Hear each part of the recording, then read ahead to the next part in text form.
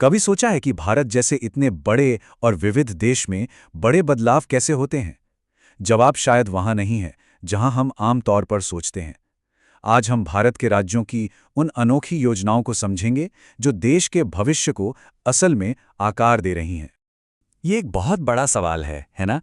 जब ज़रूरतें इतनी अलग-अलग हों, तो कोई एक समाधान भला कैसे काम कर सकता है? और यहीं यहीं पर भारत का जो फेडरल स्ट्रक्चर है उसकी असली ताकत सामने आती है। एक जवाब के बजाय हमें मिलते हैं दर्जनों जवाब। और ये सिर्फ अलग अलग नहीं है, बल्कि हर राज्य की अपनी संस्कृति, भूगोल और अर्थव्यवस्था के हिसाब से तैयार किए गए हैं। ठीक है, तो चलिए इसमें थोड़ा और गहरा उतरते हैं और देखते हैं कि कैसे अलग-अलग राज्य अपनी खास चुनौतियों के लिए खास समाधान तैयार कर रहे हैं। तो सवाल ये है कि हम ये सब कहाँ से देख रहे हैं? हमारा गाइड है हाल की इन योजनाओं की ये लिस्ट। देखिए, ये सिर्फ एक लिस्ट नहीं है, ये एक तरह से भारत के कोने-कोने में हो रहे बदलावों की एक झलक है, जो हमें दिखाती है कि ज़मीनी स्तर पर असल में क्या हो रहा है। तो सबसे बड़ी बात जो सामने आती है वो ये है कि हम उस वन साइज फिट्स ऑल वाले मॉडल से दूर जा रहे हैं। अब जोर इस बात पर है कि हर राज्य अपनी अनूठी सामाजिक आर्थिक सच्चाई के आधार पर नीतियां बनाए। चलिए पहले उस एरिया को देखते हैं जिस पर लगभग हर राज्य काम कर रहा है, महिला और युवा सशक्तिकरण।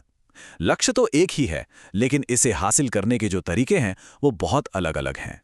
यही डाइवर्सिटी इन योजनाओं को इंटरेस्टिंग बनाती है। जरा देखिए, एक तरफ झारखंड में स्वास्थ्य और पोषण पर फोकस है, तो दूसरी तरफ दिल्ली सीधे फाइनेंशियल मदद दे रही है। वहीं आंध्र प्रदेश शिक्षा को प्राथमिकता दे रहा है और ओडिशा लड़कियों को टेक्निकल स्किल सिखाकर उन्हें आत्मनिर्भर बनाने पर जोर दे रहा है। 4 राज्य, 4 बिल्कुल अलग-अलग रास्ते। लेकिन जब हम इन सभी योजनाओं को एक साथ रखते हैं, तो एक बहुत मजबूत ट्रेंड उभर कर सामने आता है। राज्यों ने ये महसूस किया है कि बदलाव लाने का सबसे सीधा और असरदार तरीका है डिजिटल और फाइनेंशियल एम्पावरमेंट, चाहे वो सीधे बैंक खातों में पैसा भेजना हो या डिजिटल लिटरेसी देना। इस नंबर को देखिए, 3000 रुपए।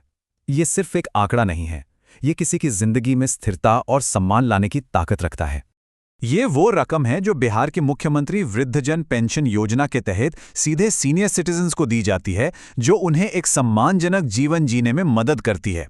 ये एक ठोस उदाहरण है कि कैसे राज्य सीधे नागरिकों की जिंदगी में एक पॉजिटिव बदलाव ला रहे हैं।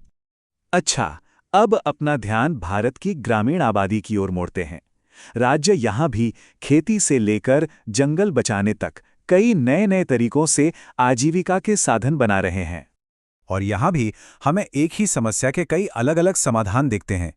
तेलंगाना किसानों को सीधे पैसे से मदद दे रहा है, राजस्थान बिजली जैसे बेसिक इंफ्रास्ट्रक्चर में इन्वेस्ट कर रहा है, और हिमाचल प्रदेश तो एक बिल्कुल अनोखा रास्ता अपना रहा है, पर्यावरण संरक्षण को रोजगार से जोड़कर। और ये कंपैरिजन बिल्कुल साफ कर देता है कि सोच कितनी अलग हो सकती है।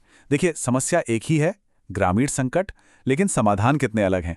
एक तरफ डायरेक्ट बेनिफिट ट्रांसफर है, तो दूसरी तरफ कम्युनिटी के लिए रोजगार पैदा करना। दोनों का अपना अपना महत्व है। तो जब हम इन सभी अलग अलग योजनाओं के टुकड़ों को एक साथ जोड़ते हैं, तो एक बड़ी तस्वीर उभरती है। यह तस्वीर एक ऐसे वेलफेयर मॉडल की है जो बहुत डाइवर्स और डायनामिक है, बिल्कुल एक सुंदर मोज़ैक की तरह। तो इसका सार यह है कि भारत का वेलफेयर मॉडल अब टॉप डाउन नहीं रहा, बल्कि बॉटम अप बन रहा है। मतलब ये स्थानीय जरूरतों को पहचानकर उन्हें पूरा करने पर आधारित है। और इस बदलाव का असर बहुत गहरा है। इसका मतलब है कि पॉलिसीज अब ज्यादा फ्लेक्सिबल हो रही हैं। राज्य एक दूसरे की सफल योजनाओं से सीख रहे हैं, और सफलता का पैमाना अब कोई नेशनल एवरेज नहीं, बल्कि एक गांव या समुदाय में आया असली बदलाव है। ये सच में इंडियन गवर्नेंस का एक नया चैप्टर है।